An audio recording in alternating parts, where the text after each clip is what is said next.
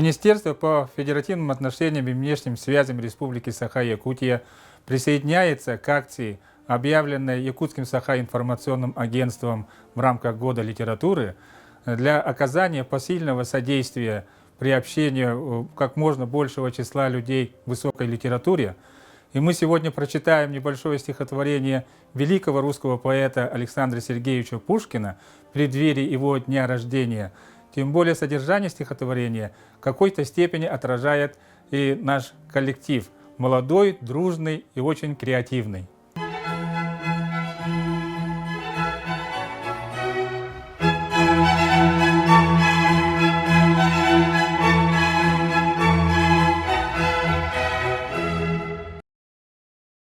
Друзья мои, прекрасен наш союз.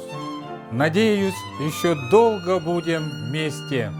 И трижды повторить я не боюсь. В кругу друзей намного интересней. Вы пишете красивые стихи, и в каждом слове выверены чувства, а в каждой интонации штрихи великого поистине искусства.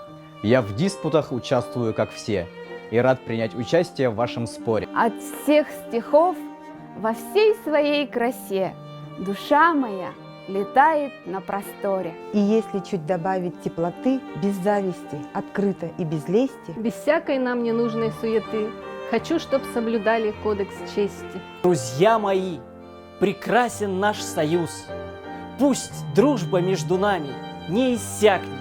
Еще раз нашей музе поклонюсь, надеюсь, вдохновение не угаснет.